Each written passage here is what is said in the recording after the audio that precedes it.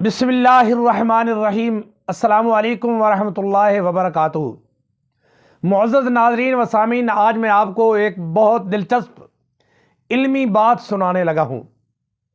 یاد رکھیں، پرانے زمانے میں، قدیم زمانے میں دستور یہ تھا، جب کوئی شاگرد اپنا علم مکمل کرتا یا اپنا ہنر مکمل کرتا استاد سے، تو باقاعدہ استاد سے دعا لے کر، اجازت لے کر اپنا وہ کام شروع کرتا تھا، چاہے دنیاوی کام ہوتا یا دینی کام ہوتا یا مدرسہ ہوتا یا سکول ہوتا، جو بھی ہوتا اپنے استاد سے دعا لے کر وہ کام شروع کرتا تھا۔ قدیم زمانے میں حضرت امام ابو یوسف رحمۃ اللہ تعالی علیہ یہ شاگرد تھے حضرت امام اعظم ابو حنیفہ کے۔ کئی سال علم حاصل کرتے رہے، اپنے استاد کے پاس پڑھتے رہے۔ بالآخر جب علم کی تکمیل ہوئی تو استاد کی اجازت کے بغیر انہوں نے پڑھانا شروع کر دیا۔ حضرت امام ابو یوسف رحمۃ اللہ تعالی علیہ، وہ جو ایک دستور تھا، وہ جو ایک رسم کہہ سکتے ہیں، آپ نے اس کا خیال نہ رکھا۔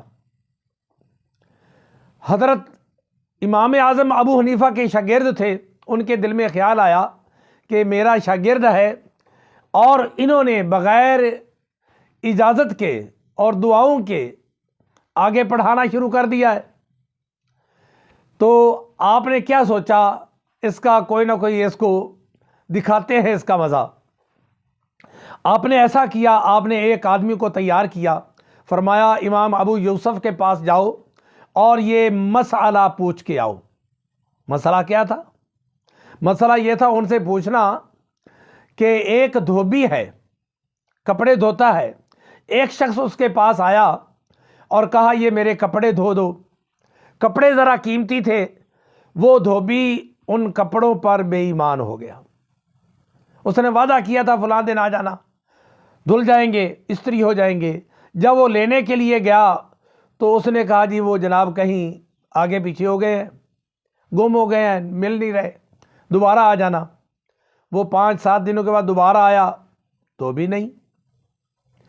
بالآخر وہ چونکہ اس پر بے ایمان ہو چکا تھا، اس کا نظریہ یہ تھا کہ میں اس کو نہیں دوں گا، دبا جاؤں گا۔ اب کافی دنوں کے بعد اس کے دل میں خوف خدا پیدا ہوا تو وہ کپڑے لے کر اس مالک کے پاس چلا گیا اور کہا جناب آپ کے کپڑے مل گئے ہیں۔ اب شریعت کے اعتبار سے کیا وہ دھلائی اور استری کے پیسے مانگ سکتا ہے یا نہیں؟ امام اعظم ابو حنیفہ نے فرمایا اگر امام ابو یوسف یہ کہے کہ وہ لے سکتا ہے، مانگ سکتا ہے، تو ان سے کہنا کہ وہ تو بے ایمان ہو چکا تھا، وہ کیسے لے سکتا ہے، دلیل دو۔ اور اگر وہ کہے کہ نہیں لے سکتا تو ان کو کہنا اس نے کپڑے دھوئے تو ہیں، استری تو کی ہے، دینے بھی آ گیا۔ یعنی ہر طرح سے ان کو لاجواب کرنا ہے اور دلیل مانگنی ہے، اور ان سے کہنا کہ مدلل طریقے سے میرے اس مسئلے کا حل نکالیں، کیا وہ پیسے لے سکتا ہے یا نہیں۔ جو بات کرے ان سے کہنا کہ وہ کیسے لے سکتا ہے، اس نے تو جناب بے ایمان ہو گیا تھا۔ اور اگر نہیں لے سکتا تو ان کو کہنا کہ وہ اس نے دھوئے تو ہیں، دونوں طرف سے ان کو گھیرنا۔ اب کیا ہوا، امام ابو یوسف کے پاس وہ بندہ پہنچا اور کہا جناب ایک مسئلہ پوچھنا ہے۔ آپ درس تدریس پر، مسند تدریس پر بیٹھے ہوئے تھے۔ کہا جناب مسئلہ یہ ہے کہ ایک دھوبی ہے اور اس نے کپڑے دھوئے ہیں۔ وہ اب مالک جب کپڑے دھونے کے لیے گیا، لینے کے لیے گیا، تو وہ بے ایمان ہو چکا تھا، اس نے کپڑے نہیں دیے۔ پورا واقعہ سنایا، پوچھا کہ اب وہ دھلائی کے پیسے مانگ سکتا ہے یا نہیں۔ تو امام ابو یوسف فرمانے لگے وہ لے سکتا ہے۔ تو عرض کیا حضور وہ کیسے لے سکتا ہے، وہ تو بے ایمان ہو گیا تھا، اس نے 5 دنوں کے بعد، 10 دنوں کے بعد، مہینے کے بعد واپس کیے، وہ تو بے ایمان ہو چکا تھا۔ اور اگر کہے کہ نہیں لے سکتا، اگر آپ کہتے جناب سوچنے لگے نہیں لے سکتا، تو آپ وہ شخص کہنے لگا حضور کیسے نہیں لے سکتا، اس نے دھوئے تو ہے، دلیل سے آپ بات کریں۔ بالآخر امام ابو یوسف رحمۃ اللہ علیہ کافی دیر سوچتے رہے کہ اس مسئلے کا حل کیا ہے۔ شریعت کے اعتبار سے وہ لے سکتا ہے یا نہیں، کوئی کنفرم بات نہ ہوئی۔ بالآخر حضرت امام اعظم ابو حنیفہ کی خدمت میں آنا ہی پڑا کہ میرا استاد ہی اس مسئلے کا حل نکالے گا، کوئی جواب نہیں بن رہا۔ حضرت امام ابو یوسف چلے اپنے استاد کے پاس۔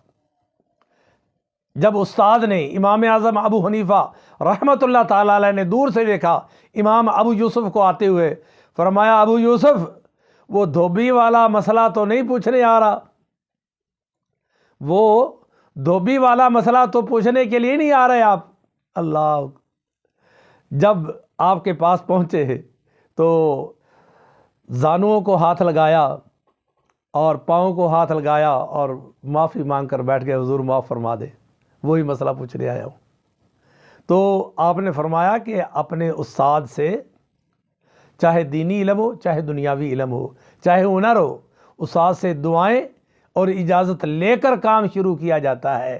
یقیناً آج ہماری جو نئی پود ہے، نوجوان ہیں، وہ اساتذہ کا ادب و احترام نہیں کرتے۔ یقین جانیں، چاہے استاد مستری ہو، آپ ہنر سیکھ رہے ہیں، چاہے دینی علم ہو، چاہے دنیاوی علم ہو، استاد کی اجازت بہت ضروری ہے، استاد کی دعائیں بہت ضروری ہیں۔